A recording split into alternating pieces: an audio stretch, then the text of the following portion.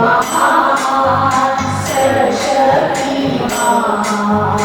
तू ही है मेरे जीवन का हृदय विकार से जलकार हृदय विकार से जलकार तेरी आराधना है मधुरी तेरी आराधना है मधुरी जीवन से मेरे तू महिमा गाए एक ही कामना करूं पाप क्षमा करे जीवन तेरे दया पिया सिया तेरी आराधना करूं सृष्टि के हर एक कण कण में छाया है तेरी महिमा का राज सृष्टि के हर एक कण कण में छाया है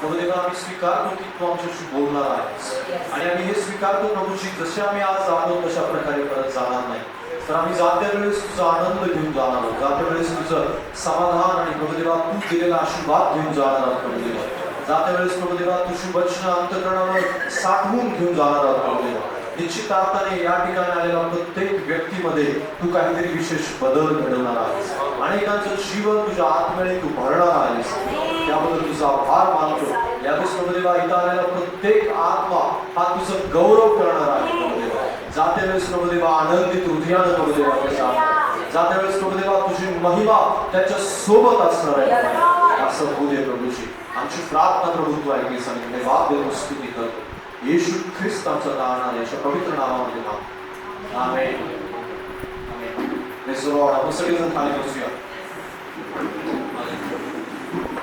परमेश्वराचा आत्मा प्रियानं आपल्यामध्ये उपस्थित आहे आणि परमेश्वर आपल्या सर्वांच्या हालेलुया आज एक विशेष दिवस आहे आणि त्या विशेष दिवसाला आपण त्या ठिकाणी सेलिब्रेशन करत असताना बायबल आपल्याला त्या विशेष गोष्टीविषयी आणि त्या मातेविषयी आणि मदर्सविषयी खूप काही शिकवतो या जगामध्ये सर्वात उत्तम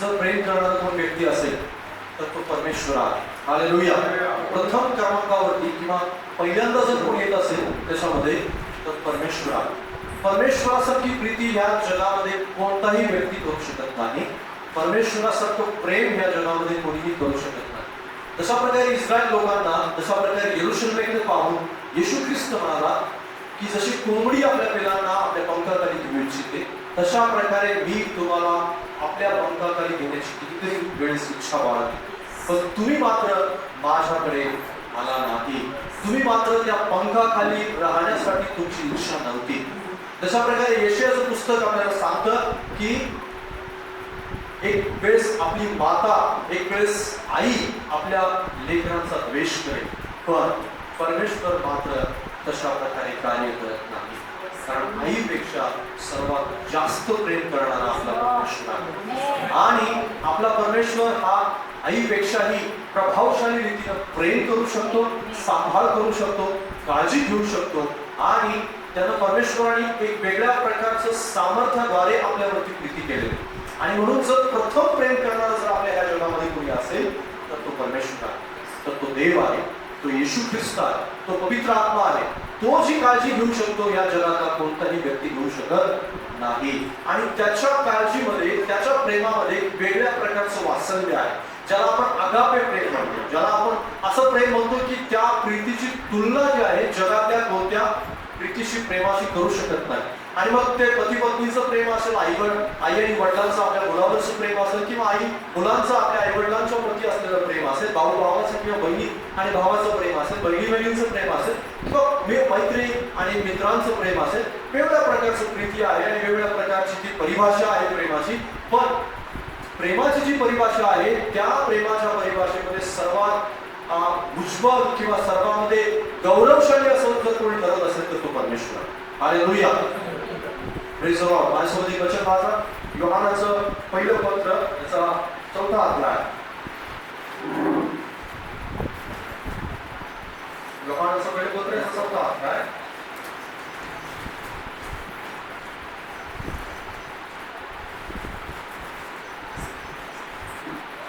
आणि त्याचं 8 ते 10 वचन जो प्रीती करत नाही तो देवाला ओळखत नाही कारण देव प्रीती आहे देवाने आपल्याला एकुलता एक पुत्राला जगात पाठवले यासाठी की त्याच्याद्वारे आपणास नवीन जीवन प्राप्त व्हावे यावरून देवाची आपल्यावर प्रीती प्रगट झाली प्रीती म्हणाली तर हीच की आपण देवावर प्रीती केली नाही प्रीती केली असे नाही तर त्याने तुम्हाला आम्हावर प्रीती केली आणि तुमच्या आमच्या पापांचे प्रायश्चित व्हावे म्हणून स्वपुत्राला पाठविले हालेलुया बायबल त्या ठिकाणी स्पष्टपणे सांगतं की प्रीती ही श्रेष्ठ आहे पण त्या प्रीतीमध्ये आपण एक मूलभूत मिस्टेक लोकांनी केलेली आहे आणि ती कोणती मिस्टेक आहे प्रीती देव आहे असं लोक म्हणतात पण बायबल मात्र आपल्याला काय सांगतं माहिती आहे देव प्रीती आहे प्रेज द लॉर्ड प्रीती देव नाही तर देव प्रीती आहे. देवाचं दुसरं नाव काय आहे? प्रीती आहे. पण बरीच लोक प्रीतीला देव म्हणतात, पण बायबल मात्र आपल्या प्रीतीचं प्रमाण किंवा देव आपल्या प्रीतीचं प्रमाण हे देतो की त्यांनी आपल्या स्वपुत्राला या जगामध्ये पाठवलं आणि यासाठी पाठवलं की आपला नाश होऊ नये, तर आपल्या प्रत्येकाचा उद्धार व्हावा, आपल्या प्रत्येकाचं तारण व्हावं, आपण प्रत्येक जण पापी असताना वाचवलं जावं, आपण प्रत्येक जण देवाविरुद्ध केलेली चूक, त्या चुकीची क्षमा व्हावी, यासाठी परमेश्वराने आपल्या पुत्राला पाठवलं. आणि म्हणून जगामध्ये सर्वात जास्त प्रीती जर कोणाशी श्रेष्ठ ठरत असेल तर ती देव बापाची प्रीती आहे. आणि म्हणून सर्वप्रथम प्रीतीमध्ये जर श्रेष्ठ कोणी असेल तर तो देव आहे, कारण देवाचं नाव प्रीती आहे, देव स्वतः प्रीती आहे. हालेलुया. आणि म्हणून बायबल त्या ठिकाणी सांगतं की जो प्रीती करत नाही तो देवाला ओळखीत नाही, जो प्रीती करत नाही तो परमेश्वराला ओळखीत नाही किंवा परमेश्वराची जाण त्याला नाही, परमेश्वरावर प्रीती करणं त्याला शक्य नाहीये.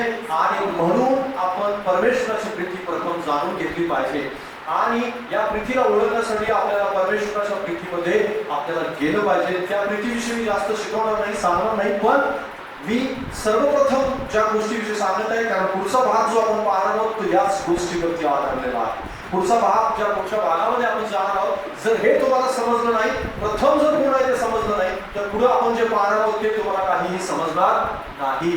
पण प्रथम जर कोण असेल तर तो परमेश्वर आहे, हे कधीही विसरून चालणार नाही. ही गोष्ट तुमच्या मनामध्ये असली पाहिजे. बाजूला सांगा, प्रथम प्रीती देव करतो, देव प्रीती आहे. हालेलुया. त्या प्रीतीला तुम्ही जाणून घेतलं पाहिजे, त्या प्रीतीला ओळखलं पाहिजे, त्या प्रीतीला कोणत्याही प्रकारे तुम्ही विसरता कामा नये. त्या प्रीतीला ओळखून त्या प्रीतीला आत्मसात केलं पाहिजे. कारण लक्षात घ्या, जो या गोष्टीला आत्मसात करतो त्याला या जगामध्ये कधीही एकटं वाटणार नाही, या जगामध्ये कधीही त्याला असं वाटणार नाही मला सगळ्यांनी सोडलं. कारण बायबल सांगतं मला सगळ्यांनी जरी सोडलं तर देव मला सोडलं. बायबल सांगतं की डोंगर दऱ्या ह्या जगाने सर्व गोष्टी ठरतील, पण देवाची आपल्यावरती प्रीती ठरणार नाही. हालेलुया. ती प्रीती कायम टिकून राहणार. आई सोडेल पण देव सोडणार. हालेलुया. त्या प्रीतीला तुम्हाला धरून राहता आलं पाहिजे, त्या प्रीतीला स्वीकारता आलं पाहिजे, त्या प्रीतीवरती प्रेम करता आलं पाहिजे, त्या प्रीतीला ओळखून त्याला जाणता आलं पाहिजे. आणि जो व्यक्ती हे जाणतो त्याला हे समजतं की प्रथम प्रीती परमेश्वर. हालेलुया. प्रथम प्रीती जेव्हा समजली त्याला नंतरची प्रीती समजत राहील. नंतर त्याला जे काही करायचं त्या सगळ्या गोष्टी नंतर आहेत पण त्या समजत राहतील. पण प्रथम प्रीती जर नाही समजली तर पुढे जे काही तुम्ही करणार आहात त्या गोष्टी तुमच्या जीवनामध्ये अधूर राहतील. कारण हे सगळं तुम्ही कराल तर खरं, पण तुमच्या जीवनामध्ये ते अपूर्ण असेल. ते पूर्ण पण त्याला त्याच वेळेस येईल ज्यावेळेस प्रथम प्रीती समजेल. हालेलुया. आणि म्हणून प्रथम प्रीती ही परमेश्वराची प्रीती आहे. हालेलुया. कारण आपण सर्वजण त्याची संतती आहोत, आपण सर्वजण त्याच्यापासून आहोत, आपण सर्वजण त्याच्यापासून आलेले आहोत. हालेलुया. बायबल सांगतं संतती परमेश्वरापासून प्राप्त होते. हालेलुया. संतती ही परमेश्वरापासून आहे आणि संतती जर देव देतो तर त्या देवावर आपण प्रीती करायला शिकलो पाहिजे, त्या देवावरती आपण प्रेम करायला शिकलो पाहिजे. प्रभू तुम्हाला त्या देवावरती प्रेम करायला शिकलो आणि मदत करो, कारण प्रथम प्रीती ही परमेश्वराची प्रीती आहे. दुसरं जे स्थान आहे ते परमेश्वराने कोणाला दिलेले. स्तोत्र माझ्यासोबत स्तोत्र 127 आणि 3रं वचन आपण वाचा. स्तोत्र 127 त्याचं 3रं वचन.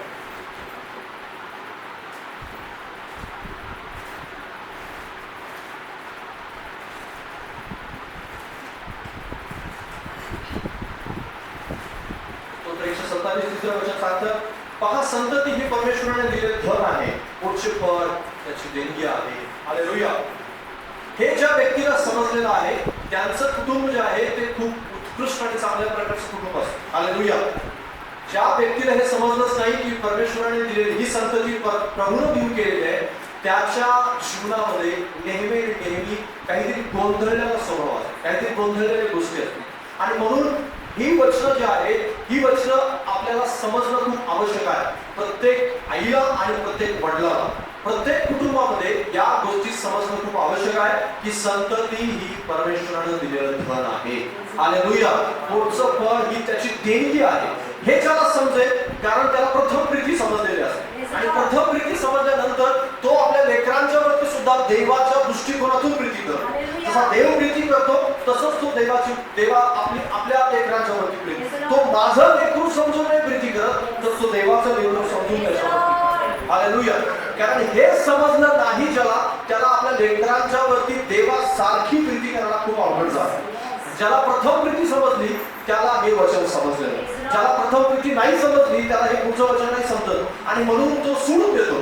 आज जगामध्ये भरपूर लेकरांना असं सोडलेल्या वाऱ्यावरती याचं त्यांच्या लेकरांना वळण लावलं गेलेलं नाही. याचं सर्वात मोठं कारण हे आहे की त्याला प्रथम प्रीती नाही समजली. प्रथम जो देव जे काम करतोय, देवाने ज्या उद्देशानं प्रत्येक माणसाला या जगामध्ये पाठवलेलं आहे ते त्याला समजलं नसतं आणि म्हणून ते अधूर राहतं, अपूर्ण राहतं. ते त्याला केवळ खायला घालण्यामध्ये, शिक्षण देण्यामध्ये आणि त्यांना वाढवण्यामध्ये, तो किती उंच झाला, किती जाड झाला, किती बारीक झाला हे बघण्यामध्येच त्याचं आयुष्य झालं. कारण हे जर बघण्यामध्ये आयुष्य घालवा तर निश्चित अर्थाने तुम्ही समजून जाणार की तुम्हाला प्रथम प्रीती नाही समजली. तुम्ही त्यांना तुमची लेकरं म्हणून वाढवता, देवाची लेकरं म्हणून नाही वाढवत. हालेलुया. कारण देवानंतर जबाबदारी तुम्हाला देऊ केलेली आहे लेकरांचा सांभाळ करण्याची, आई आणि वडिलांच्या वरती देऊ केली. हालेलुया. प्रथम आई नंतर वडील. परमेश्वराने दिलेले हे खूप मोठं दान आहे आई वडिलांना की आपलं लेकरू त्यानं तुमच्या आणि माझ्या हातावर. हालेलुया. आपलं लेकरू त्यानं कोणाच्या हातावर दिलेलं, तुमच्या आणि माझ्या हातात दिलं. हे माझं धन आहे, हे तुम्ही सांभाळून ठेवा. हालेलुया. हे किती अद्भुत आहे. लक्षात घ्या, तुमचा जो लेकर आहे तर तुम्ही खूप आशीर्वादित व्यक्ती आहात. आणि जर तुम्हाला परमेश्वराने तुम्हाला असं वाटत असेल की मी ह्या माझ्या लेकराला जन्म दिलाय, मी या लेकराला नाव दिलेलं आहे आणि मी या लेकराचा सांभाळ करत आहे, मी याचं शिक्षण करत आहे, मी याला खायला घालत आहे, नाही. हे तर तुम्ही देवानं दिलेलं धन सांभाळत आहात. देवानं तुम्हाला दिलं ते धन आहे, तुम्ही त्याचा सांभाळ करत आहात. ते तुम्ही त्याला जन्म दिलेलं नाही. जर देव इच्छितो तर आजच्या दिवशी लेकरू घेऊन जाईल परमेश्वर. हालेलुया. देवाने त्याला तुमच्या हातामध्ये देऊन ठेवलं. हे तुझ्या हातामध्ये आहे, हे त्याला सांभाळ कर, याची काळजी घे आणि ज्यावेळेस तू वरती येशील त्यावेळेस याचं प्रतिफळ मी तुला देईन. हालेलुया. Praise the Lord. तो चांगला शमरोणी आहे आणि चांगला शमरोणी जाता वेळेस काय करतोय, तुमच्या हातामध्ये देऊन जातोय की याचा सांभाळ कर, याच्यासाठी जे काही खर्चची त्या सगळ्याचं प्रतिफळ तुम्हाला मिळणार आहे. हालेलुया. पण ही देणगी ज्याला समजली तेच आपल्या लेकरांचा खूप चांगला सांभाळ करू शकतो. ज्याला देणगी नाही समजली त्याच्या बाबतीत मात्र आपल्याला हे करता येणार नाही. कारण खूप लोकांना ही देणगीच नाही समजली. एक व्यक्ती आहे बायबलमध्ये की ज्याला ही देणगी समजलेली होती. वाचा माझ्याबरोबर पहिले शमूएलचं पुस्तक याचा पहिला अध्याय आणि 10 ते 11. पहिले शमूएल याचा पहिला अध्याय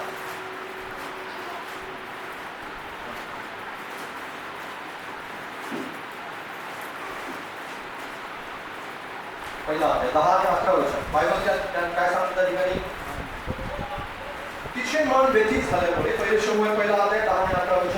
तिचे मन व्यथित झाल्यामुळे ती परमेश्वराची करुणा पाहून ढळाढळा घडली आणि म्हणाली, हे सेनाधीश परमेश्वरा, तू आपल्या ह्या दासीच्या दुःखाकडे खरोखर अवलोकन करशील, माझी आठवण करशील, आपल्या दासीला विसरणार नाहीस, आपल्या दासीला पुत्र संतान देशील तर तो आयुष्यभर परमेश्वराचा व्हावा हे तर्थ मी त्यास समर्पण करेन, त्याच्या डोक्यावर वस्त्र फिरवणार नाही, असा तुम्ही नवस केला.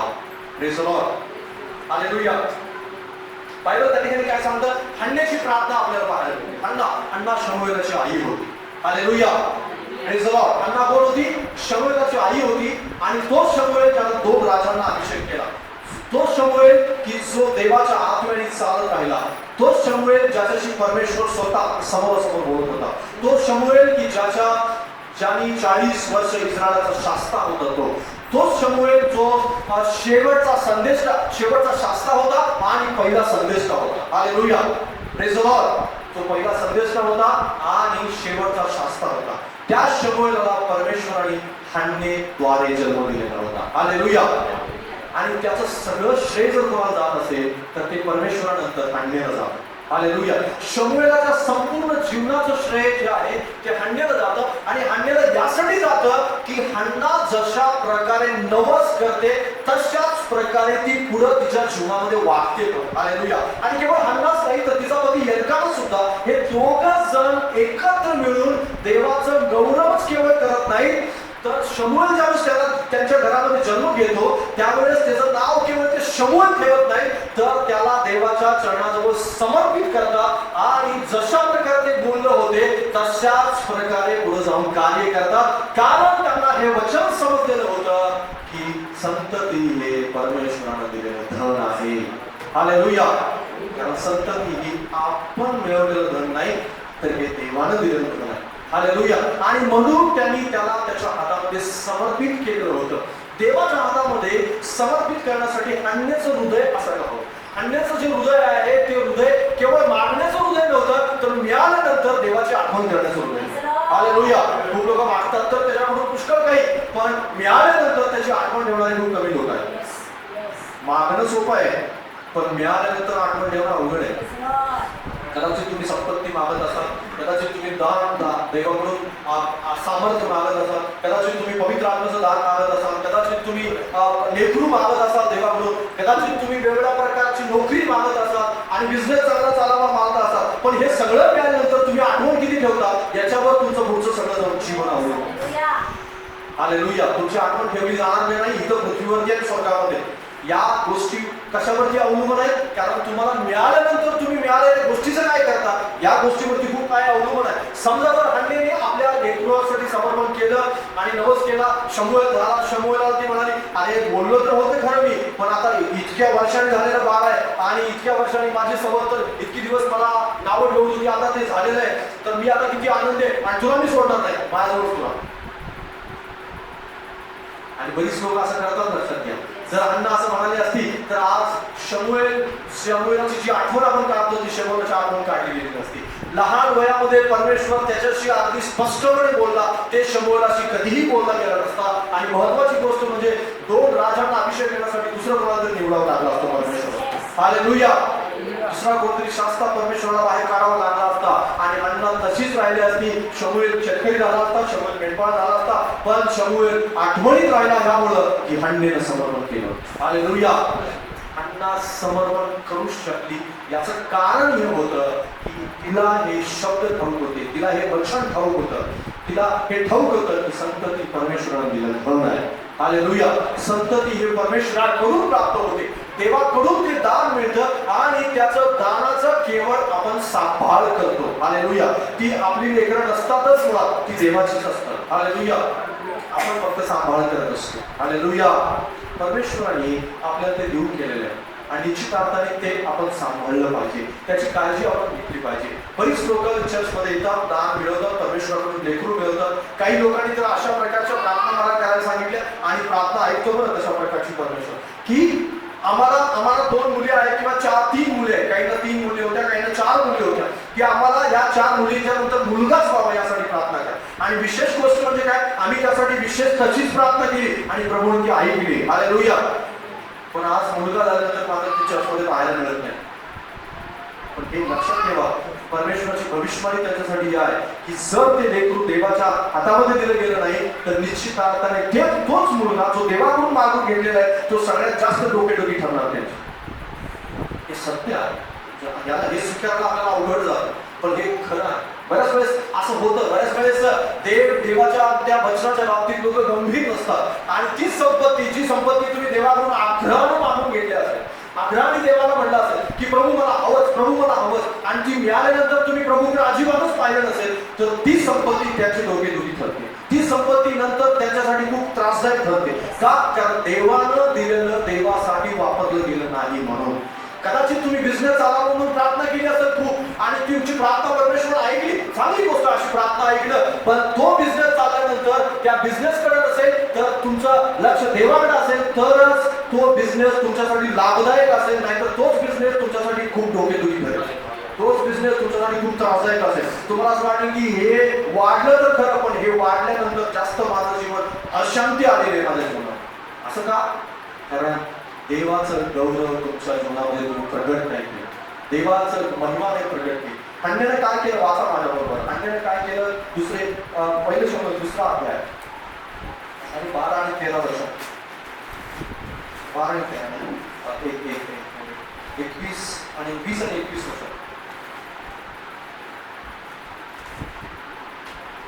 18 वर्ष पुढे. शमूएल बाळ सणाचे यकोट धारण करून परमेश्वराची सेवा करीत असे. त्याची आई त्याच्यासाठी एक लहानसा झगा तयार केली आणि दरवर्षी आपल्या पतीबरोबर वार्षिक यज्ञ करायला येईल. त्यावेळी त्याला तो देत असे. एलीने एल्काना व त्याची स्त्री यास आशीर्वाद दिला की तुम्ही मागून घेतलेला परमेश्वराचा स्वाधीन केला, त्याबद्दल परमेश्वर तुला या स्त्रीपासून संतती देव. मग ती उभयता आपल्या घरी गेली आणि परमेश्वराने हन्नेवर अनुग्रह केला आणि ती गर्भवती होऊन तिला 3 पुत्र व 2 कन्या झाल्या. इकडे शमूएल बाळ परमेश्वरासमोर वाढत गेला. Hallelujah, praise the Lord. परमेश्वराचा अनुग्रह किती मोठा असू शकतो, परमेश्वराचं सामर्थ्य किती मोठं असू शकतं, या गोष्टीवरून ठरतं की परमेश्वर कशा प्रकारे या ठिकाणी काम करत आहे. कारण हन्नेने काय केलं होतं, हन्नेने काय केलं होतं, वाचा माझ्याबरोबर पहिला अध्याय 20व्या वचनापासून. या प्रकारे हन्ना गर्भवती झाली व तिचे दिवस पूर्ण होऊन तिला पुत्र झाला. हा परमेश्वराने कडे मागितला असे म्हणून तिने त्याचे नाव शमूएल असे ठेवले. मग एल्काना परमेश्वराला आपले वार्षिक होमबली अर्पिण्यास व नवस पेटण्यास आपल्या सगळ्या परिवारासह गेला. हन्ना तेवढी गेली नाही की आपल्या पतीस म्हणाली, बालकाचे दूध कुठेपर्यंत मी थांबते, मग मी त्यास घेऊन येईन, म्हणजे तो परमेश्वरासमोर हजर होऊन तेथे निरंतर राहील. Hallelujah, praise the Lord. दूध तुटेपर्यंत केवळ शमूएलाला तिच्याबरोबर ठेवण्यात आलं आणि त्याच्यानंतर मात्र बायबल स्पष्टपणे सांगतं की हन्नेनं आपलं बाळ परमेश्वराच्या हातामध्ये समर्पित केलं. तशा प्रकारे ती म्हणाली होती की त्याच्या डोक्यावर वस्त्रा चालवणार नाही आणि तो परमेश्वराची सेवा करेल. तशाच प्रकारे परमेश्वराचं जे अभिवचन परमेश्वराला तिनं देऊ केलं होतं ते अभिवचन तिनं पूर्ण केलेलं आपल्याला पाहायला मिळतं. आणि तिथून पुढे तो तिच्या जवळ राहिला नाही, तर तो एली याजकाबरोबर परमेश्वराच्या कोर्टच्या ठिकाणी होता, त्या ठिकाणी देवाची सेवा करत होता. हालेलुया. केवळ वर्षातून एकदा ते त्याला भेटायला जात होते आणि त्याला ते जे गिफ्ट्स त्यांच्याजवळ असलेलं वस्त्र वगैरे ते देत होते. आणि हे पाहून त्यांचं समर्पण पाहून एली याजकाने त्यांना आशीर्वाद दिला. आणि बायबल स्पष्टपणे सांगतं की त्यांना त्याच्यानंतर 3 मुलं आणि 2 मुली झाले. Hallelujah, hallelujah. परमेश्वर तुमच्यावरती प्रीती करतोय, परमेश्वर तुमच्यावरती प्रेम करतो. पण हन्नेचं जे हृदय आहे ते हृदय तुमच्यामध्ये असायला हवं. कारण हन्नेकडे आपल्या लेकराचा सांभाळ करण्याच्या बाबतीत ते हृदय होतं आणि त्या हृदयामुळेच तिला तिच्या जीवनामध्ये आशीर्वाद मिळालेला सुद्धा आपल्याला पाहायला मिळतो. ज्यावेळेस आपण ही स्टोरी वाचतो त्यावेळेस आपल्याला हे पाहायला मिळतं की प्रभावशाली माता कसं बनावं, प्रभावशाली एक आईवडील कसं बनावं, एक देवाला पसंत असणारे आईवडील कसं बनावं. कारण समर्पण त्यांनी केलं आणि त्या समर्पणाचं जे उत्तर होतं ते परमेश्वराने त्यांना देऊ केलेलं आहे. कारण ते बोलले होते की आम्ही समर्पित करू आणि त्यांनी त्यांचं वचनाचं पालन केलं. हालेलुया. बाजूला सांगा, देवाला दिलेल्या वचन पालन करायची, तरच तुम्ही प्रभावशाली माता असाल, प्रभावशाली वडील असाल. आणि जर असं असणार नाही तर लक्षात घ्या, पहिली प्रीती तुम्हाला समजलेली नाही. कारण देवानीच तुम्हाला मला जन्म दिलेला आहे, देवानीच तुमच्या लेकराला जन्म दिला. हालेलुया. ती लेकरं केवळ तुमची नाहीये, तर ती लेकरं देवाने दिलेली तुमच्याजवळ लेकरं आहेत. आणि जर देवाने देऊ केली तर त्यांचा सांभाळ करत असताना त्यांना आपण देवाच्या हातामध्ये समर्पित करणं आवश्यक आहे. जे देवाने देऊ केले ते आपण देवाच्या हातामध्ये समर्पित करायलाच हवं. जसं हन्नेने केलं तशा प्रकारे आपण समर्पित केलं पाहिजे. कारण आई वडील जे आहेत ते आई वडील देवानं दिलेल्या धनाचा सांभाळ करतात. देवानं दिलेलं जे धन आहे ते धन योग्य प्रकारे कसं सांभाळता येईल, योग्य प्रकारे त्याला कसं वाढवता येईल, कमी नाही तर त्याला कसं वाढवता येईल त्यासाठी प्रयत्नशील असतात. आणि म्हणून एक प्रभावशाली माता किंवा प्रभावशाली आई वडील होण्यासाठी आपल्याला प्रथम समजलं पाहिजे की देव कशा प्रकारे तुमच्या आणि माझ्यावरती प्रीती करतो. तुमच्या आणि माझी लेकरं ही कुणापासून आलेले आहे या गोष्टीला आपल्याला लक्षात आलं पाहिजे. ज्यावेळेस हे तुम्हाला समजेल त्यावेळेस योग्य प्रकारे तुम्ही ते करू शकाल. कारण जोपर्यंत ते समजत नाही तोपर्यंत ते योग्य प्रकारे केलं जात नाही. कारण जशा प्रकारे तुम्हाला समर्पित हृदय असायला हवं आणि समर्पित हृदयाबरोबरच आपल्याला एक वळण लावणारं हृदय सुद्धा असायला हवं. तशा प्रकारे उत्पत्तीचं पुस्तक 27वा अध्याय आणि पहिल्या वचनापासून आपण वाचतो. वाचा माझ्याबरोबर उत्पत्तीचं पुस्तक 27वा अध्याय आणि पहिल्या वचनापासून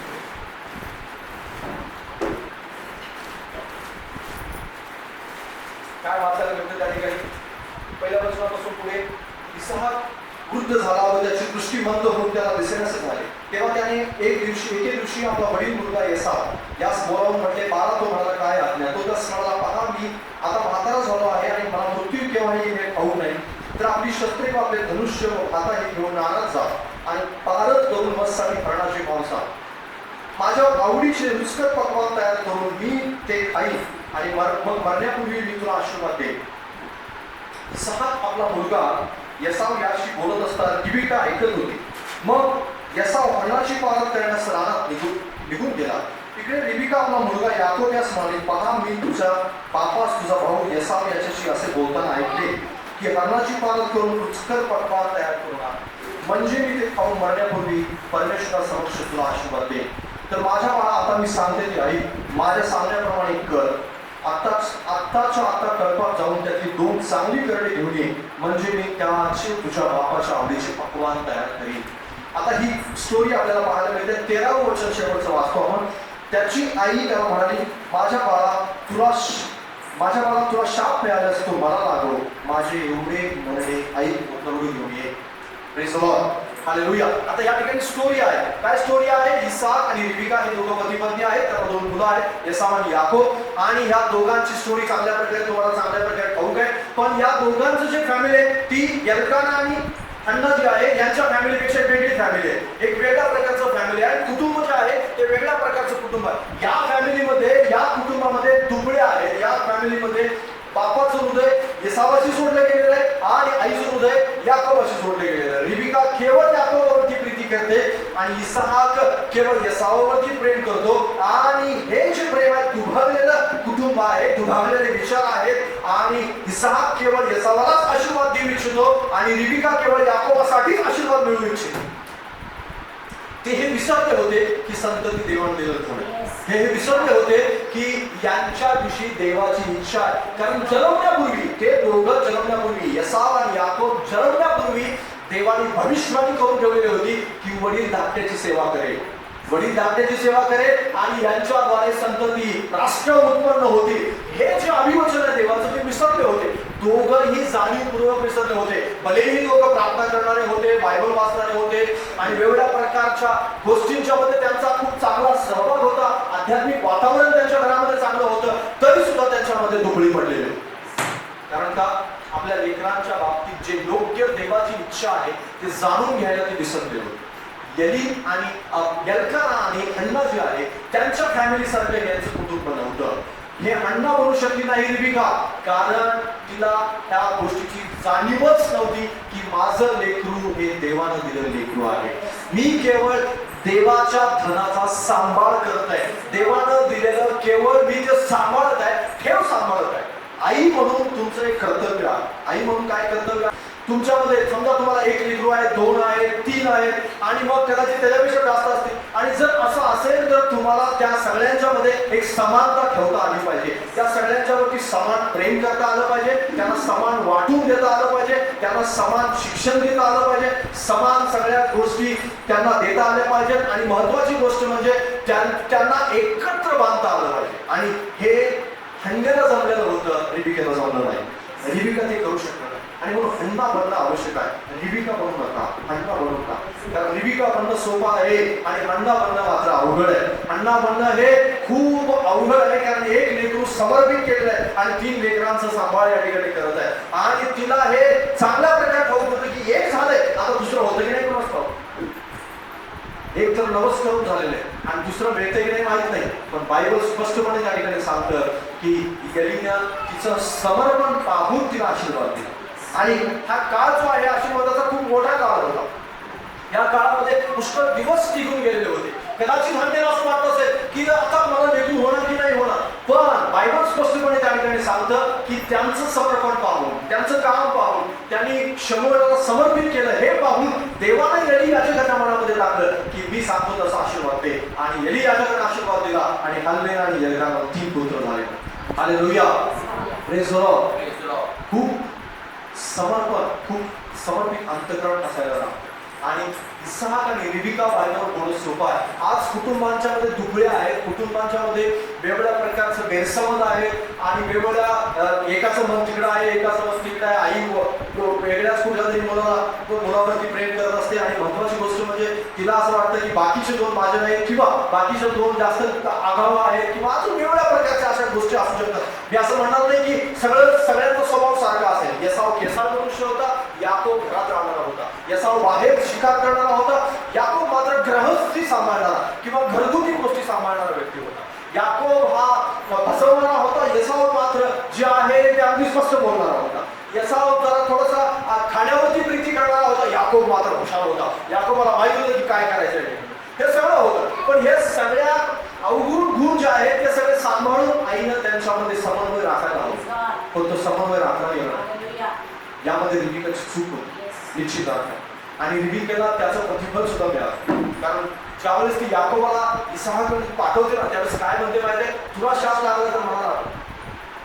तिला ठाऊक होतं की माझा देव शाप देणार आहे आणि माझा देव आशीर्वाद देणार आहे. आणि ज्यावेळेस तिने एकदा बोलला तर ते सत्य असतं. हालेलुया. हे सत्य होतं हे तिला चांगलं ठाऊक होतं, कारण ती प्रार्थना करत होती. इसाहाकडे त्याला प्रार्थना करायला शिकवलेली होती. इसाक आणि घरामध्ये वेगवेगळ्या प्रकारचं आध्यात्मिक वातावरण होतं, पण त्याच घरामध्ये राहून सुद्धा ती शाप प्राप्त करते. आणि ज्या याकोबावरती जी आघात प्रीती होती, इतकं प्रेम तिने केलं होतं, मरेपर्यंत याकोब तिला भेटला नाही. तो ती मरण्यापूर्वी याकोब आपल्या लाबानाच्या घरातून आपल्या मामाच्या घरातून तिला भेटण्यासाठी येऊ शकला नाही. 20 वर्षांनी ज्यावेळेस तो परत येतो त्यावेळेस रिबिका अगोदरच स्मरण पावलेली असती. इसाकच केवळ जीवन असतो. तिच्यापासून याकोब हिरावला गेला, कायमचा यासाठी हिरावला गेला की तिचं जे प्रेम आहे ते प्रेम विभागलेलं प्रेम होतं. ज्याच्यावर ती प्रीतीच करत नव्हती तिच्यासोबतच त्याला आयुष्यभर राहावं लागलं. तिला मरेपर्यंत एसावच तिच्याजवळ होता, याकोब मात्र तिच्याजवळ नव्हताच. कारण तिला शाप मिळाला होता ती फसवणूक. कारण याकोबाच्या फसवणुकीमध्ये तिचा खूप मोठा वाटा होता. इसाकाला फसवण्यामध्ये तिचा खूप मोठा वाटा होता. असा असायला नको. का असायला नको? कारण आपण एक चांगले आयुर्वेदिक बनवू. थंडा व्हायला शिका. रिबिका म्हणतो ज्यावेळेस तुम्हाला आपल्या अंतर्गणामध्ये अशा प्रकारे हृदय, कारण इसाक सुद्धा होणं सोपं आहे पण एल्काना होणं मात्र अवघड आहे. एल्काना जो होता तो आपल्या बायकोला धीर देणारा होता आणि सांभाळ करणारा होता. आणि महत्वाची गोष्ट म्हणजे नित्य नेमाने मंदिरात जाणारा, आराधना करणारा, नित्य नेमानं अर्पण करणारा आणि देव प्रार्थना ऐकत नव्हता तरीही देवावर प्रीती करणारा होता. हालेलुया. Praise the Lord. पण इसाक मात्र म्हातारपणी एसावावर हरणाच्या मटणावर प्रीती करणार. हरणाच्या मटणावर त्याची प्रीती होती. आणि मटण आणून देतोय म्हणून चांगला आहे. आणि याकोब काय, याकोब वरण शिजव, वरणावर कोण प्रीती करणार? वरण शिजवणारा याकोब, वरणावर प्रीती नाही. तर हरण मारणार हा मग तू ये चांगला, मग तुला आशीर्वाद देतो. त्यांना हे ठाऊक होतं की हे देवाच्या नियमाच्या विरोधात आहे. देवाने याकोबाला आशीर्वाद दिलेला एसावाला नाही हे त्याला ठाऊक होतं. लक्षात घ्या. कारण ही भविष्यवाणीच होती आणि ती भविष्यवाणी इसाक बोलला म्हणून अपूर्ण राहणार नव्हती. कारण देव एकदा बोलला तर ते पूर्ण होतं. हालेलुया. पण काही लोक इसाक होऊ इच्छितात आणि इसाक होण्याच्या नादामध्ये ते विसरून जातात की देव काय बोललेलं आहे, विसरून जातात की देवाने काय सांगून ठेवलेलं आहे. पण ज्या वेळेस पण तुमच्या मनामध्ये ह्या गोष्टी येतील त्यावेळेस एल्काना बनण्याचा प्रयत्न करा. एल्काना बनण्यासाठी कष्ट पडतील, मेहनत पडेल. कदाचित काही होत नसताना विश्वास ठेवणं अवघड असतं. आपली बायको देवाच्या ओढीकडे जास्त आहे, देवाकडे जास्त ओढ लावते आणि आपली ओढ जास्त मात्र जगाकडे असेल तर ते अंतर्गणामध्ये खूप वेगळ्या प्रकारचा त्रास होतो. पण जर समजा तुम्ही त्या हन्नेसारख्या पत्नी सोबत जर जडून राहिला तर लक्षात घ्या तुम्ही सुद्धा आशीर्वादित जीवन जगू शकता. हालेलुया. मी पुरुषांसाठी सांगत आहे, एल्काना बनणं अवघड असतं कारण हन्नेचं हृदय देवाशी जास्त जोडलेलं होतं. हन्नेचं हृदय अंतःकरण परमेश्वराशी जोडलेलं होतं. ती समर्पण करते त्यावेळेस एल्काना तिला म्हणतो हो तुझ्या म्हणण्यावर. कारण त्याला ठाऊक होतं अण्णा माझ्या कुटुंबासाठी प्रार्थना करत, अण्णा माझ्या घरासाठी प्रार्थना करत आहे. जरी मला सुद्धा, कारण एल्काना सुद्धा तो मुलगा झालेला होता खूप वर्षांनी आणि त्याला सुद्धा ठाऊक होतं की माझं लेकरू जरी माझ्यापासून दूर होत आहे तरी अन्याचं नवस पूर्ण होत आहे. आणि त्या नवसाचा आशीर्वाद, ते नवस पूर्ण केल्याचा आशीर्वाद मात्र मला आणि अन्याला जर मिळाला तर मलाही मिळणार. हालेलुया. जर अन्याला लेकरू झालं तर त्यालाही झालं. हालेलुया. कारण ते त्याच्यापासून होतं. Praise the Lord. कारण सगळे लोक एल्काना होऊ इच्छित नाही. त्यांना इसाक व्हायचा, मटणावर आणि इतर जगातल्या गोष्टीवरती प्रीती करायची. लक्षात घ्या, जगातल्या गोष्टीवर नेहमी प्रीती करत राहत आर्थिक गोष्टी तुमच्यापासून मिळवल्या जातात. आणि मग कदाचित तुमचा जोडीदार, कदाचित तुमची पत्नी जर तुमच्यापेक्षा जर देवावर जास्त प्रीती करत असेल तर तुम्हाला त्याचा जास्त आनंद वाटायला हवा. आनंद यासाठी वाटायला हवा की ती प्रार्थना तुमच्यासाठीच करत नाही, ती प्रार्थना तुमच्या फॅमिलीसाठीच केली जात आहे, ती प्रार्थना तुमच्या फॅमिलीसाठीच आनंदाची असणार आहे. आणि म्हणून प्रोत्साहन द्या प्रार्थना करण्यासाठी. तुम्ही प्रार्थना करण्यासाठी प्रोत्साहन द्या, उत्साहित करा. चालू करत असेल तर बंद करा, सांगू नका. तर किती जास्त वाढवता येईल यासाठी प्रयत्न करा. हालेलुया. कारण स्त्रिया मुळात धार्मिक असतात, मुळात त्यांच्याकडे जास्त देवाने धार्मिकतेचं अंतःकरण देऊ केलेलं आहे. ते लवकर पापात पडत नाहीये, कारण त्यांना जास्त घुरवण्यासाठी जास्त जगातलं आकर्षणात नाही, पण पुरुषांसाठी जास्त आकर्षणाचं काम आहे. आणि म्हणून ते लवकर बसवले जातात. आणि म्हणून काय केलं पाहिजे, आपण जास्त चालत राहण्यासाठी त्यांच्या प्रार्थना आपल्या उपयोगी येतात. हालेलुया. आणि म्हणून जर तुमच्या बाबतीत असं होत असेल तर निश्चित अर्थाने त्याचा आनंद मानायचा. हन्ना म्हणा, देविका बनू नका, एल्काना म्हणा, पण इसहाक जसा म्हातारपणी वागला तशा प्रकारे वागू नका. जर निश्चित अर्थाने प्रभू तुमच्यावरती प्रीती करतो. आपल्या लेकरांना देवाची ओळख करून द्या. तिसरा मुद्दा आहे, आपल्या लेकरांना देवाची ओळख करून द्या. ज्यावेळेस पण तुम्हाला असं वाटतं, कारण एल्काना आणि हन्नेनं आपल्या लोकांना, आपल्या लेकरांना देवाची ओळख करून दिली होती. Praise the Lord. इसहाकाने रिबेकाला करायला तो वेळ लावला, खूप वेळ लावला. इसहाकाने रिबेकाला वेळ लावला आणि त्यांना असं वाटत होतं की एवढं जास्त गंभीर गोष्ट नाहीये, पण या दोघांनी मात्र आपल्या लेकराला देवाची ओळख करून दिली. त्याला समर्पित केलं आपल्या मंदिरामध्ये येऊन. आणि समर्पित करण्याचा फायदा हा झाला की देव एलीशी बोलला नाही तर शमूएलाशी बोलला. Praise the Lord. हालेलुया. एलीशी बोलला नाही. इतक्या वर्षापासून याजक पण करणारा व्यक्ती, त्याच्याशी देव बोलला नाही. त्याला देवाने बोलवलं नाही. त्याला देवाने सांगितलं नाही तू काय करणार आहे भविष्यामध्ये इस्रायलाचं. पण शमूएलाला सांगितलं देवाने. यासाठी सांगितलं की शमूएलाला देवाची ओळख करून देण्यात आलेली होती. हालेलुया. आपल्या लेकरांना देवाची ओळख करून द्या. देवाची ओळख करून देणं हे तुमच्यासाठी फायद्याचं आहे. तुम्हाला म्हातारपणी जर चांगल्या प्रकारे जीवन जगायचं असेल तर आपल्या लेकरांना देवाची ओळख करून द्यायला शिका. त्यांना प्रार्थना करायला लावा, त्यांना बायबल वाचायला लावा, त्यांना जबरदस्तीनं देवाचं गौरव करायला लावा. त्यांना जर बाप्तिस्मा झाला नसेल तर बाप्तिस्मा द्या त्यांना. जर बाप्तिस्मापासून ते लांब जात असतील, पळत असतील तर त्यांना एकत्र करा परमेश्वराजवळ. प्रार्थनेला घेऊन बसा. त्यांच्यासाठी प्रार्थनेचं उदाहरण ठेवा. त्यांच्यासमोर उपवास करा. तुम्ही उपवास करता हे त्यांना दिसू द्या. तुम्ही प्रार्थना करता हे त्यांना दिसू द्या. तुम्ही बायबल वाचता हे त्यांना दिसू द्या. तुम्ही खोटे बोलत नाही हे त्यांना दिसू द्या. तुम्ही आध्यात्मिक जीवन जगता हे त्यांना दिसू द्या. जर हे दिसलं नाही तर तुम्ही त्याच्यावर देवाच्या गोष्टींचा प्रभाव नाही पाडू शकत. हालेलुया. कारण हे जाणीवपूर्वक करावं लागतं. हे काही एका दिवसाचं काम नाही. एक दिवस तुम्ही केला, दुसऱ्या दिवशी गॅप टाकला आणि मग आठवडाभर, महिनाभर गॅप टाकला आणि आठवड्यात आठवलं अरे मी घरामध्ये काहीतरी व्यवस्थित वागत नाही, मला परत परिवर्तनाची गरज. हे असं करत राहणं. तर निश्चित अर्थाने आपल्या लेकरांच्या वरती लेकरांना देवाची ओळख करून द्या. येशू चांगला आहे याची ओळख करून द्या. देवावर त्यांना विश्वास ठेवायला लावा. देवाच्या गौरवासाठी त्यांना प्रवृत्त करा. त्यांना थँक्यू म्हणायला लावा. देवाजवळ गुडघे टेकून बसायला लावा. रोज जेवताना त्यांच्यासाठी प्रार्थना करायला, त्यांना प्रार्थना करायला लावा. झोपताना प्रार्थना करायला लावा. उठल्यानंतर प्रार्थना करायला लावा. या सगळ्या गोष्टी सवय लावा. हालेलुया. हे करणं आवश्यक आहे. हालेलुया. आपल्या लेकरांना जर तुम्ही देवाची ओळख करून देणार नाही तर ते तुमची ओळख विसरायला कमी करणार. कारण आज जग जे आहे ते झपाट्यानं बदलत आहे. इथून पुढचा 20 वर्षाचा काळ कसा असेल तुम्ही नाही सांगू शकत. हालेलुया. किती जग बदललेलं असेल आणि किती मोठ्या प्रमाणामध्ये ह्या जगात पाप वाढलेलं असेल माहित नाही. आणि किती वृद्धाश्रमाची स्थापना ह्या जगात झालेली असेल त्यावेळेस हे पण आपल्याला ठाऊक नाही. आणि जर आत्ताच ओळख करून दिली आपण तर निश्चित अर्थाने आपले लेकरं आपला आदर करतील. आपले लेकरं आपल्यावरती प्रीती करतील. आणि ज्यावेळेस आपले हातपाय गुडघे धडपडायला लागतील त्यावेळेस मात्र आपल्या विषयी त्यांना नेहमी आदर असेल. त्यांना ठाऊक असेल की माझे आई वडील हे देवाचं गौरव करणारे आई वडील होते, देवाची महिमा करणारे आई वडील होते. आणि महत्वाची गोष्ट म्हणजे त्यांनीच मला जिवंत देवाची ओळख करून दिली. हालेलुया. पुष्कळ आई वडील पछतावा करत आहेत, पश्चाताप करत आहेत. कशासाठी? कारण त्यांनी योग्य वेळेस आपल्या लेकरांना देवाची ओळख करून दिलेली नाही. देवाची लोक ओळख करून देत नाहीत. कशाची ओळख करून देतात? कपडे चांगले कसे घालायचे, पैसा कसा कमवायचा, शिक्षण कसं जास्त उत्कृष्ट घ्यायचं, या सगळ्या गोष्टी उत्तम असतील तुम्हाला असं वाटत असेल. पण देवाची ओळख करून देणं याच्यापेक्षा उत्तम ह्या जगात काहीच नाही. हालेलुया.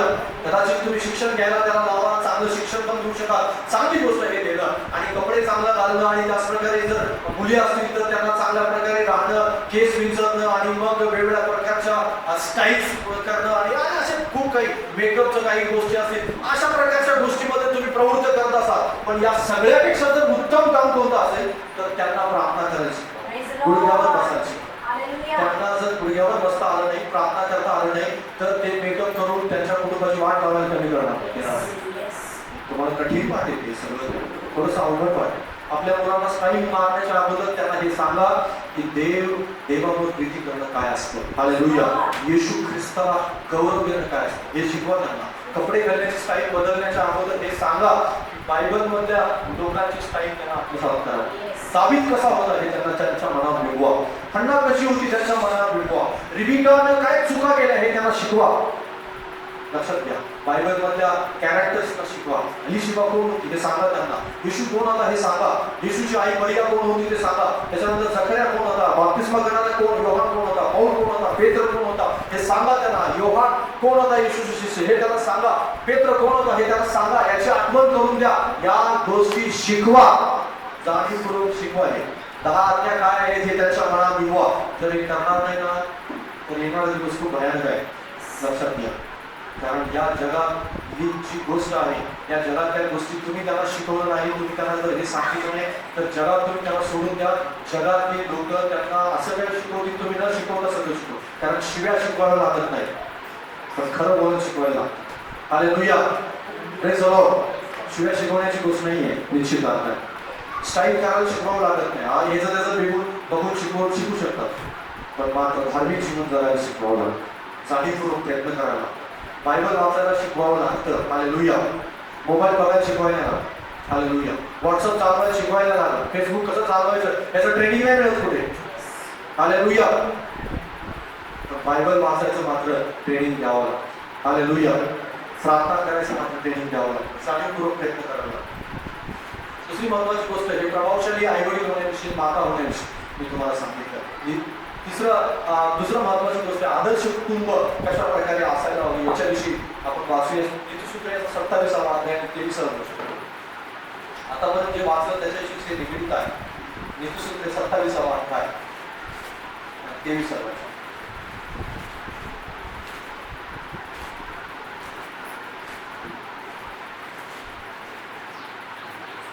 त्याचं वचन सांगतं, तू आपल्या शेरणा मिळण्याची स्थिती पाहत जा, आपल्या कळपावर चांगली नजर ठेव. हालेलुया. हालेलुया. आपलं जे फॅमिली आहे त्या फॅमिलीच्या विषयी आपण जागरूक राहिलं पाहिजे. आता फॅमिलीमध्ये दोघांची जबाबदारी, सगळ्यांची जबाबदारी. फॅमिलीमध्ये कोण कोण असतं? Praise the Lord. आई वडील असतात, मुलं असतात, आई वडिलांचे आई वडील असतात, भाऊ असतो, बहीण असतो, वेगवेगळ्या प्रकारची लोक आहेत फॅमिलीमध्ये. आणि या सगळ्यांची जबाबदारी काय आहे बरं? की आपल्या कळपावर चांगली नजर ठेव. हालेलुया. आपले आई वडील म्हणून किंवा मुलं म्हणून जर कदाचित तुम्ही धार्मिक असाल, कदाचित तुम्ही जर देवाचं गौरव करणारे असाल, तर निश्चित अर्थाने तुमची ही जबाबदारी आहे की तुम्ही तुमच्या कळपावरती चांगली नजर ठेवा. लक्षात घ्या, धार्मिक माणसावरती कळपावर नजर ठेवण्याची जबाबदारी देऊ नये परमेश्वर. हालेलुया. तुम्ही मोठे आहात का लहान आहात याच्यावरून आत्मिकता ठरत नाही. आत्मिकतेची एक वेगळी उंची असते. आत्मिकतेची एक वेगळी उंची असते. आता आत्मिकतेची उंची काय असते? जर कदाचित तुम्ही आत्मिक असाल तर तुमच्यापेक्षा वयाने जास्त असणाऱ्या माणसाला कोणते कळणार नाही, जे तुम्हाला कळेल. हालेलुया. तुमच्यापेक्षा जास्त अनुभव असणाऱ्याला कोणते कळणार नाही, जे तुम्हाला कळेल. हालेलुया. जर तुम्ही प्रार्थना करणारे असाल तर तुमच्या वडिलांना जे कळणार नाही ते तुम्हाला कळेल. हालेलुया. कदाचित ही अतिशयोक्ती वाटेल तुम्हाला, पण हे सत्य आहे. हालेलुया. कारण बायबल असं सांगतं, वयोवृद्धांपेक्षा मला अधिक कळतं. का कळतं अधिक? कारण मी देवाच्या वचनात प्रीती करतो म्हणून. हालेलुया. आम्ही काय म्हणतो की वयोवृद्धांच्या पेक्षा मला अधिक कळतं, यासाठी कळतं की देवाच्या वचनावर मी प्रीती करतो. हालेलुया. बाजूला सांगा, देवाच्या वचनावर जो प्रीती करत असेल तर तुला वयोवृद्धांच्या पेक्षा जास्त कळेल. सांगा. हालेलुया. वयोवृद्धांच्या पेक्षा जर अधिक काळ असं वाटत असेल तर देवाच्या वचनावर तुम्हाला प्रीती करता आली पाहिजे. शौल हा दाविदापेक्षा वयस्कर होता. शौल हा दाविदापेक्षा मोठा होता. शौल हा दाविदापेक्षा कसल्याला मोठा होता, त्याला जास्त समजत होतं. पण गोलियाथाला हरवणं मात्र शौलाने नाही तर दाविदानेच हरवलं. हालेलुया. Praise the Lord. शौलाकडे तलवार होती, शौलाकडे चिलखत होतं, शौलाकडे शस्त्र होती, शौलाकडे मजबूत हृदय होतं, शौलाकडे धाडस होतं, शौलाने युद्ध जिंकलेली होती आणि दाविदाने यापैकी काहीच केलं नव्हतं. पण दाविदाने युद्ध जिंकलं याचं कारण हे होतं की दावीद देवाच्या आत्म्याने भरलेला होता. हालेलुया. Praise the Lord. तुम्ही तुमच्या कुटुंबामध्ये एक भूमिका बजावू शकता. कोणती भूमिका? आपल्या कळपावर चांगली नजर ठेवण्याची भूमिका. मग कदाचित तुम्ही माता असाल, आई असाल, वडील असाल, कदाचित मुलगा असाल, कदाचित तुम्ही घरातले लहान व्यक्ती असाल सगळे, पण तुम्ही आत्मिक असाल तर तुमच्या कळपावर तुम्ही नजर ठेवण्याचं तुमचं काम. हालेलुया. कोणत्या दृष्टिकोनातून नजर ठेवायची तुम्हाला? प्रार्थनेच्या बाबतीत, वचनाच्या बाबतीत, आत्मिक वाढ गोष्टीच्या बाबतीत, देवाचा गौरव करण्याच्या बाबतीत, तुमच्या घरामध्ये एक देवाचं गौरव उभं राहण्याच्या बाबतीत तुम्हाला ते करायचं आहे. लक्षात घ्या. मग कदाचित तुम्ही किती लहान आहात ह्याच्यावरून हे ठरत नाही, तुम्ही किती वयाने किती आहात हे ठरत नाही, ह्याच्यावरून नाही ठरत हे की तुम्ही लहान आहात. आज तुम्ही म्हणा की मी लहान आहे, मी काय करणार नाही. तुम्ही लहान असाल कदाचित, पण तुम्ही आत्मिकतेमध्ये तुमची उंची खूप मोठी. हालेलुया. जर तुमच्या आत्मिकतेमध्ये उंची मोठी आहे तर तुमच्या वडिलांच्या वरती सुद्धा आत्मिक बाबतीत नजर ठेवणे हे तुमचं काम आहे. हालेलुया. Praise the Lord. मी सांगतो ते समजतंय का तुम्हाला? आपल्या खळपावर नजर ठेवण्याची जबाबदारी देवा तुमच्यावर सोपवते. दाविदाची जबाबदारी, दावीद सगळ्यांच्या मध्ये लहान होता, पण बायबल असं सांगतं की दाविदाचे भाऊ त्याच्या मंत्रिमंडळात मंत्री होते आणि दावीद त्यांचा राजा होता. Praise the Lord. हालेलुया. दाविदाचे भाऊ त्याच्यावरती नव्हते तर दाविदाचे भाऊ त्याच्यापेक्षाही मोठे असून त्याच्या खालोखाल होते, कारण दावीद आत्मिक होता. म्हणून दाविदाचे भाऊ त्याच्यापेक्षा मोठे असून सुद्धा खाली होते. आता हे खाली असण्याचं कारण काय होतं? कारण दावीद आत्मिक होता. हालेलुया. शाऊल त्याच्यापेक्षा सामर्थ्य होता, शाऊल राजा होता, पण दावीदाचं गौरव जास्त केलं गेलं कारण दावीद आत्मिक गोष्टीकडे त्याचं लक्ष होतं. शाऊलाचं मात्र आत्मिक गोष्टींच्याकडे जास्त लक्ष नव्हतं, जगातल्या गोष्टींच्याकडे जास्त लक्ष होतं. आत्मिक आणि शारीरिक किंवा जगिक माणसांच्या मध्ये हा सर्वात मोठा फरक आहे की देवानं त्याच्यावर जबाबदारी दूर केली. हालेलुया. आणि तुमच्यावर जबाबदारी आहे कोणती? तुमच्या कुटुंबाची जबाबदारी. तुम्ही तुमच्या कुटुंबामध्ये एक भूमिका पार पाडू शकता. आणि ती कोणती भूमिका आहे? की मी माझ्या कळपावर नजर ठेवणार. बाजूला सांगा, तू तुझ्या कळपावर नजर ठेव. हालेलुया. तू आत्मिक आहेस का? बाजूला विचारा प्रश्न. आत्मिक असणं खूप चांगली गोष्ट आहे आणि असायला हवं. लक्षात घ्या. कारण जर तुम्ही आत्मिक असाल तर तुम्हाला जास्त बुद्धी प्राप्त होईल, कारण बुद्धी ही परमेश्वराकडूनच प्राप्त होते आणि ती आत्मिक माणसाला विशेष दान आहे परमेश्वर. ते दान परमेश्वराकडून मिळण्यासाठी तुम्हाला आत्मिक गोष्टीकडे जास्त लक्ष द्यावं नाही. बायबल स्पष्टपणे सांगतं जितकं आत्मिक अधिक तितकं ज्ञान अधिक. हालेलुया. जितकं परमेश्वरापासून तुम्ही प्राप्त करू शकता आध्यात्मिकता, जितकं परमेश्वराचं भय तुमच्यामध्ये अधिक, कारण परमेश्वराचं म्हणजे सांगतं परमेश्वराचं भय हे ज्ञानाचा प्रारंभ आहे. हालेलुया. आणि जोपर्यंत त्याचा भय येत नाही तोपर्यंत त्या ज्ञानाचा प्रारंभ होऊ शकत नाही. प्रारंभच नाही होऊ शकत. पुढचं तर खूप मोठी गोष्ट आहे. हालेलुया. आणि म्हणून तुमच्यावर जबाबदारी आहे. कोणती जबाबदारी आहे? तुमच्यावर आपल्या कुटुंबाला प्रार्थनेत टिकवून ठेवणं हे तुमच्यावर जबाबदारी आहे. तुमच्या कुटुंबाला प्रार्थनेत टिकवून ठेवणं हे तुमची जबाबदारी आहे. पण कदाचित तुम्ही लहान असाल आणि म्हणाल की यार मी काय प्रार्थनेत टिकवून ठेवणार आहे त्यांना. तुमच्यावर जबाबदारी दूर केली पाहिजे. जर तुम्ही आत्मिक आहात तर तुमच्यावर जबाबदारी आहे. परमेश्वरांची जबाबदारी दूर केली की प्रार्थनेत तुम्हाला टिकवून ठेवायचं आहे. दुसरी गोष्ट, तुम्हाला देवाची महिमा करणारं तुमचं कुटुंब असलं पाहिजे. आज्ञा पाळणारं, देवाची आज्ञा पाळणारं तुमचं कुटुंब असलं पाहिजे. या बाबतीत तुम्ही तुमच्या कुटुंबाची जबाबदारी तुमच्यावर आहात. तुमच्यावर देवाने देऊ केली. मग तुम्ही आई आहात, वडील आहात, मुलगा आहात, भाऊ आहात, बहीण आहात, काहीही तुमचं नातं असू द्या, पण तुम्ही तुमच्या घरामध्ये आत्मिक व्यक्ती आहात तर तुम्ही विशेष व्यक्ती आहात. कारण लक्ष तुमच्यावर जास्त केंद्रित असणार आहे कोणाचं? देवाचं. हालेलुया. आणि सैतान सुद्धा तुमच्यावर जास्त लक्ष केंद्रित असणार आहे. हालेलुया.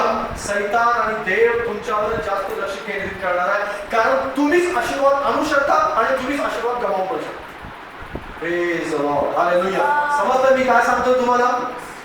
लक्षात येते का? कारण तुम्हीच आशीर्वादाला बोलवू शकताय आणि तुम्हीच आशीर्वादाला घालवू पण शकताय. लक्षात घ्या. बाकीचे लोक असतील, बाकीचे लोक चुकापण करत असतील, काही वेगवेगळ्या प्रकारच्या मिस्टेक पण करत असतील, देवाला ते मानत पण असतील, विश्वास पण ठेवत नसतील, काही असू शकतं. पण हे सगळं असताना तुम्ही जर आत्मिक आहात तर सगळ्याचं जबाबदारी तुमच्यावरच आहे, आध्यात्मिक गोष्टी. आणि तुमच्या घरामध्ये प्रार्थनेचं वातावरण टिकवणं हे तुमचं काम आहे. तुमच्या घरामध्ये सतत प्रार्थना होऊ देणं हे तुमचं काम आहे. प्रार्थना बंद झाली तर देव तुम्हालाच विचारतो, बाकीच्या दुसऱ्या लोकांना नाही विचारतो. प्रार्थना जर बंद झाली तुमच्या घरातली तर तुम्हालाच विचारणार आहे, कारण तुम्ही आत्मिकतेमध्ये फ्रंटला. सैतानाशी लढताना फ्रंटवरती कोण आहे? तुम्ही आहात. बाकीचे लोक तुमच्या पाठीवर लपणार आहेत आणि सैतान त्यांच्याकडे लक्ष देणार नाही. सैतान म्हणते ते माझीच लेकर आहे, त्यांच्याकडे काय पाहायची गरज. तू खराब विरोधक आहे, तुला हरवलं की बाकीच्या हरवलं काय इतकं अवघड नाही. हालेलुया. आत्मिक माणसावर जास्त हमले होत. आत्मिक माणूस घरातल्या आत्मिक माणसावर जास्त हमले होत. कुटुंबामधला आत्मिक माणूस जास्त डिस्टर्ब होतो. कुटुंबातल्या आत्मिक माणसाला जास्त डिस्करेज केलं जातं. जास्त डिसअपॉइंटमेंट त्याच्या जीवनामध्ये येतात. जास्त करून त्याचा अपमान केला जातो. वेगवेगळ्या प्रकारच्या गोष्टी होतात. आणि जर हे होतंय तर तुम्हाला समजून चाला की तुम्हाला फ्रंट मध्ये सैतानाच्या समोर तुम्ही आहात. तुम्हाला कळपावर नजर ठेवायची, कारण पाठीमागे सगळे लपलेले तुमच्या पाठीवर जातात आणि फक्त लपलेल्या लोकांना जर वाचवायचं आहे तर तुम्ही फ्रंटला आहात. आणि लढाई आहे मोठी, तुम्ही हारू नाही शकत. तुम्हाला हारण्याचं परवानगी नाही दिली तर तुम्हाला जिंकवणार आहे परमेश्वर. तुमच्या लढाईमध्ये तुम्हाला विजय देणार. हालेलुया. लक्षात घ्या, जे तुमचं आहे, पण विजय मिळण्यासाठी तुम्हाला फ्रंटला लढावं लागेल. आणि म्हणावं लागेल प्रार्थनेची जबाबदारी माझ्यावर. आज्ञा लोक घरात पाळत नाही, त्याची जबाबदारी माझ्यावर. त्यांना पाळण्यासाठी प्रवृत्त करणारा कोण? मी. त्यांना पाळण्यासाठी त्यांच्यासाठी प्रार्थना करणारा कोण? मी. त्यांना क्षमा करणारा कोण? मी. त्यांच्या जीवनामध्ये काम करणारा कोण? माझ्या कोणाद्वारे काम होणार? माझ्याद्वारे होणार. हालेलुया. मी नाही करणार तर मग ते कोणीच नाही. हालेलुया. कारण याचं उत्तर द्यावं लागेल.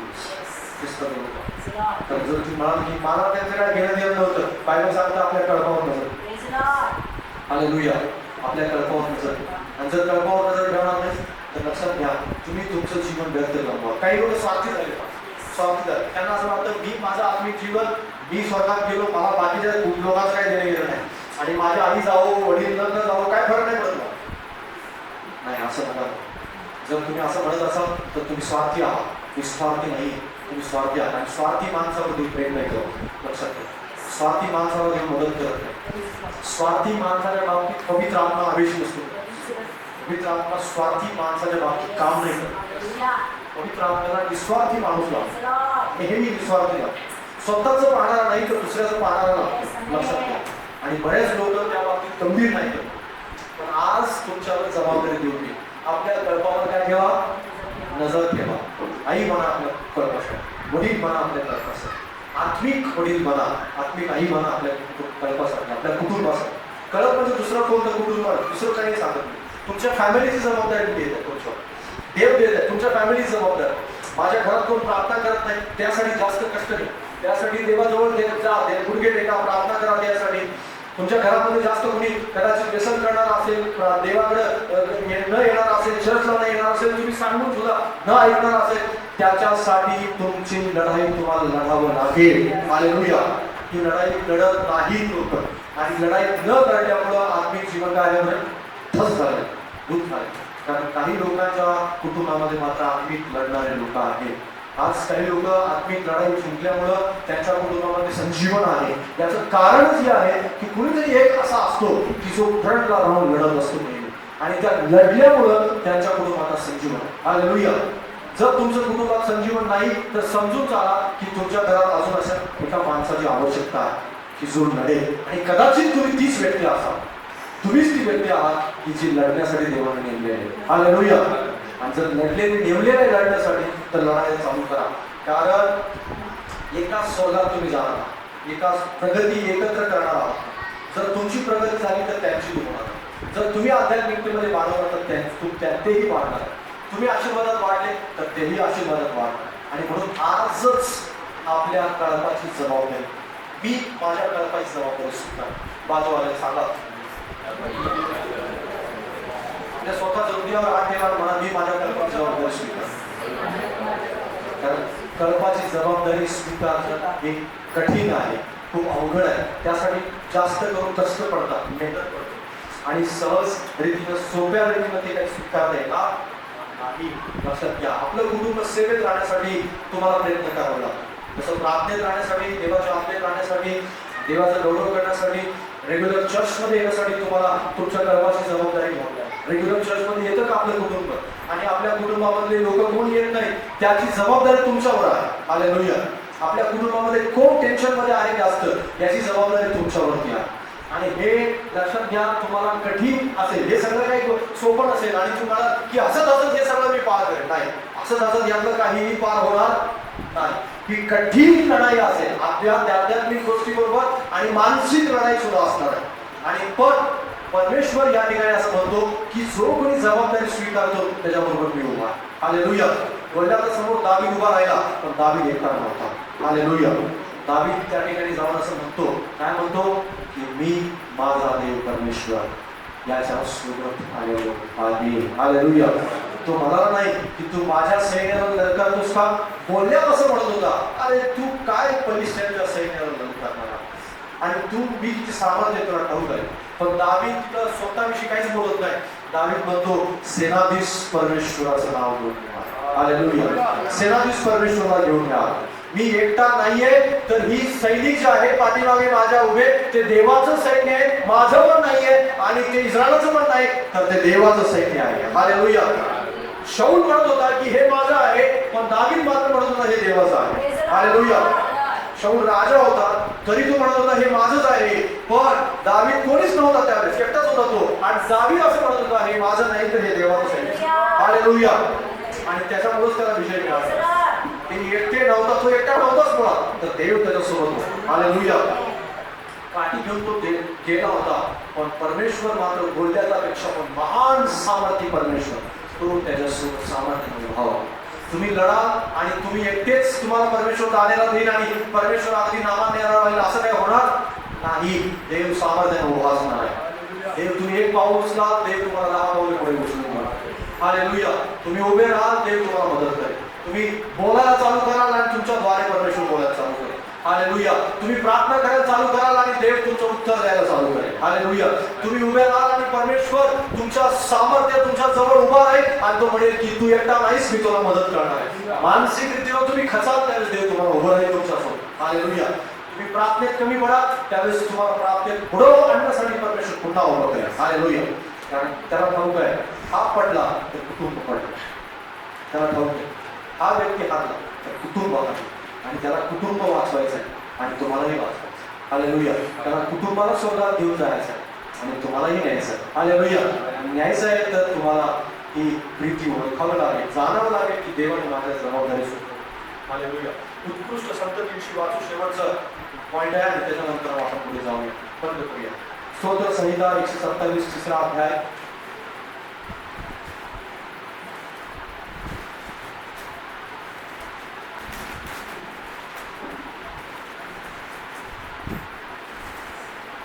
संतती हे परमेश्वराने दिलं फळ आहे.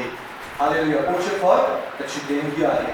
आणि नीतिसूत्र 31 अध्याय 31 वचन मी तुमच्यासाठी वाचतो. तिच्या हाताचे श्रम फळ तिला लागू द्या, तिच्या कृत्याने फळ येशील, तिची प्रशंसा हो. हालेलुया. Praise the Lord. मुलांसाठी हे वचन आहे, खास करून संततीसाठी हे असलेलं वचन आहे.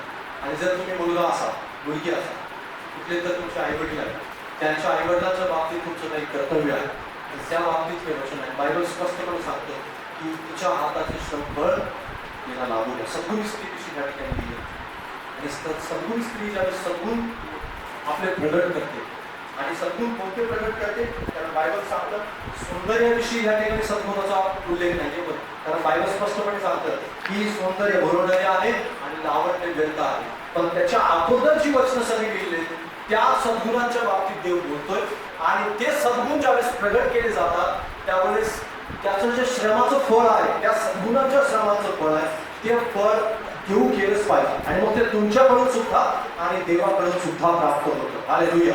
देवाकडून हे द्यायचं चुकत नाही, पण आपण सुद्धा आपण संतती या नात्यानं किंवा आपण लेकरू या नात्यानं आपण आपल्या आई वडिलांना ते फळ घेऊन केलं पाहिजे आणि ती आज्ञा आपण पालन केली पाहिजे, त्यांचा सन्मान राखला गेला पाहिजे. कारण बायबलमध्ये एकच केवळ आज्ञा अशी आहे की ज्या आज्ञेसोबत आशीर्वाद जोडले गेले आणि ती आज्ञा कोणती आहे? आपल्या आई वडिलांचा सन्मान कर, म्हणजे तू ज्या घरामध्ये राहशील त्या देशामध्ये तुझी चिंता तू राहशील. बायबल वचन सांगतं नीतिसूत्र याचा 20 अध्याय आणि 12 वचन तुम्ही जर वाचलं तर त्या ठिकाणी तुम्हाला लक्षात येईल.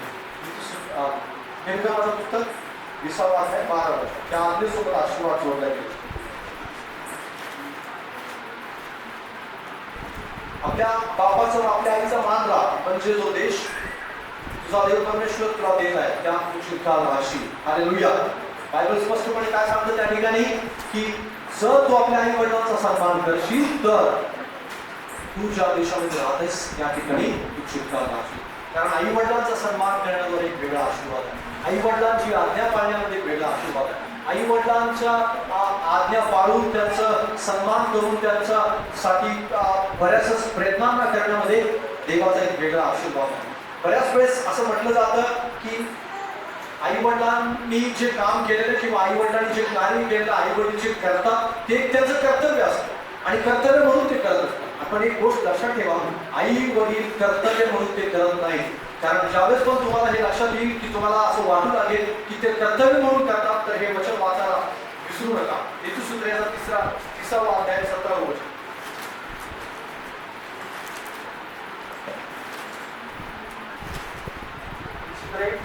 तिसरा अध्याय आणि 20 वचन, 17 वचन. 30 अध्याय 17 वचन.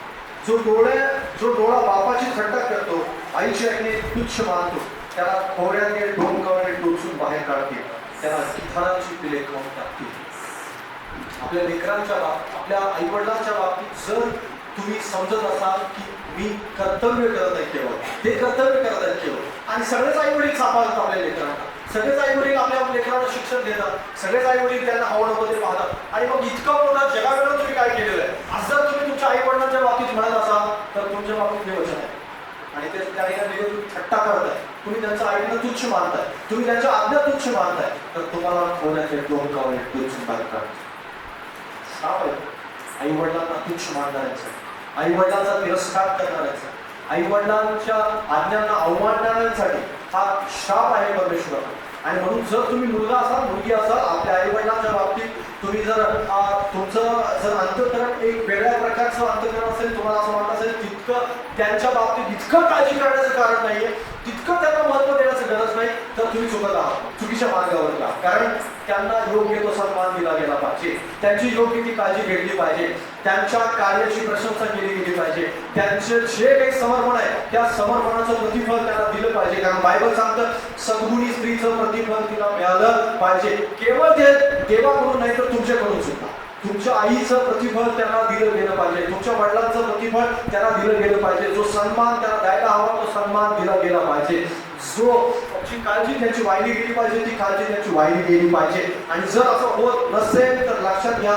तुम्ही त्या श्रापासाठी बोलवले गेलेले व्यक्ती आहात. आई वडिलांच्या बाबतीत काही लोक असं म्हणतात, काही लोक त्या गोष्टीच्या बाबतीत इतके गंभीर नसतात आणि त्यांना असं वाटतं की त्यांना फक्त कपडे लता दिले तर माझं कर्तव्य संपतं, किंवा त्यांच्यासाठी केवळ त्यांना फक्त भेटणं केवळ तेवढंच केलं तर माझं कर्तव्य संपतं. पण आपलं काही विशेष कर्तव्य आहे. मग कदाचित तुम्ही आर्थिक गोष्टींना देऊ शकत नसाल तर तुम्ही प्रार्थना करू शकता.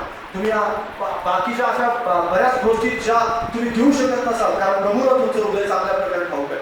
जर समजा तुमच्या अंतःकरणामध्ये जर त्यांच्याविषयी गैरआदर असेल किंवा आदर सन्मान नसेल तर निश्चित अर्थाने तुम्ही श्रापासाठी कारणीभूत आहात. आणि म्हणून असं होऊ नये यासाठी आई वडिलांच्या बाबतीत नेहमी सावध राहा, आणि आई वडिलांच्या बाबतीत नेहमी सावध राहणं हे आवश्यक आहे. बायबल स्पष्टपणे सांगतं. अनुवादाचं पुस्तक 27 अध्याय 16 वचन.